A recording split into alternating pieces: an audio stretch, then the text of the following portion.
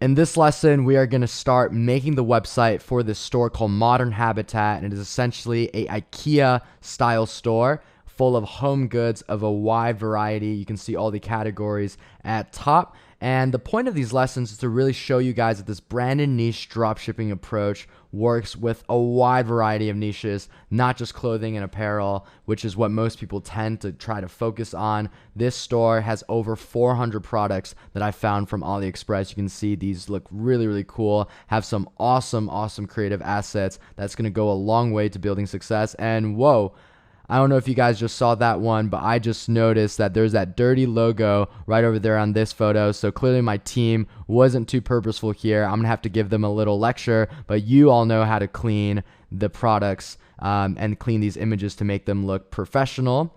And let's start off making the store by creating a logo for Modern Habitat. I'm going to go into iStock, one of the stock photo websites that I really enjoy using.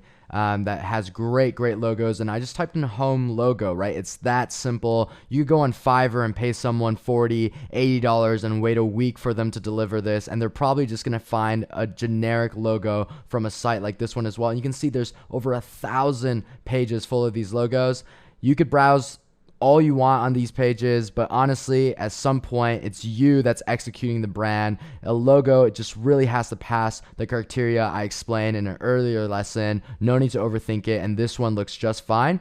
So I'm gonna download this image because I've already subscribed to iStock, and now open this image here in Photoshop. You can immediately tell that this is a massive canvas because it's such an HD image that we downloaded from iStock.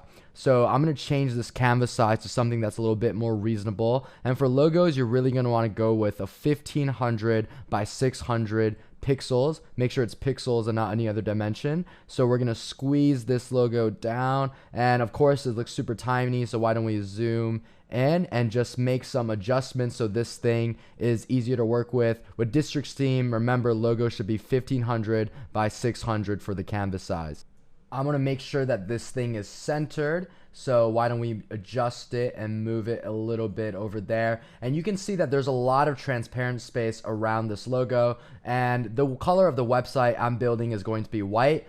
Depending on your color, you're going to choose a different color. But all you do is pick the rectangular tool and just simply draw over this thing. And I've already preset the color to white, and you just want to make sure you move that layer of the shape you just drew underneath the layer of the actual logo. I left some room at the bottom, so there's room for text. Obviously, we want to include text as a part of this logo, and you just click on the horizontal text tool over there. Whoops. Yep, I'm going to click on the horizontal text tool. And when you see this random text kind of come up, it's this filler text for this particular font. All you have to do is just click out of the canvas and do it again. If it does it again, just click somewhere else. We'll click another layer and come back to it, and bam, I'm just going to type out Modern Habitat, which is the name of the brand. Now I'm just going to center this text and make it a little bit bigger as well, which is easy, drag and drop. And now it's already looking pretty good. And listen, you might be wondering about this font. I kind of just picked it as a whim because it looked like it was kind of like a Pottery Barn type of feel, and you can spend hours and hours browsing different fonts. This particular font in question is actually a native font that was already included in Photoshop. Photoshop comes with a bunch of fonts, and if you just Google free fonts, you'll be able to find a lot of them. You can see this one looks pretty good as well, right? So font is just something that a lot of people spend way too much time overthinking. Have your fun, scroll through and see what really gives a good feel. And how do you know if something could have a good feel? The easiest thing to do is just base it off of a style of a major brand that's already in the space, right? They maybe invested millions of dollars in doing research on what type of font and type space they want to use for their brand. So I can kind of just piggyback on that, and in general, just have fun with this. There's no reason to ever pay for a font. There's so many free ones, and bam, you can see this is already a really nice looking logo, and this is basically the quality you're getting from Fiverr. Now I'm going to add my special twist that I love doing. It's a little trick that makes it look even more professional and trustworthy. You just put a little TM and make it the perfect size and put it in the top right?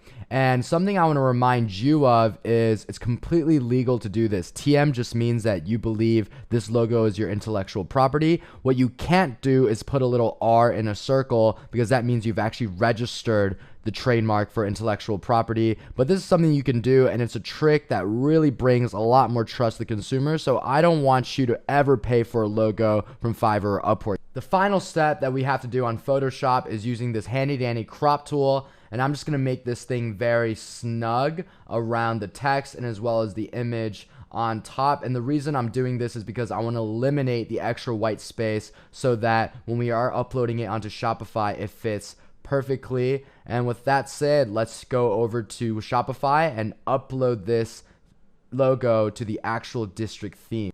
All we have to do is just go onto the home page of district theme, and this is in that edit mode where you're editing the theme. I'm going to select the image and upload the image from my computer that we just created together. And once it loads, you're going to see what this logo will look like on the website, and bam, I think that looks very professional, looks like it was very professionally designed, looks very clean and very trustworthy, and I'm excited to design the rest of Modern Habitat.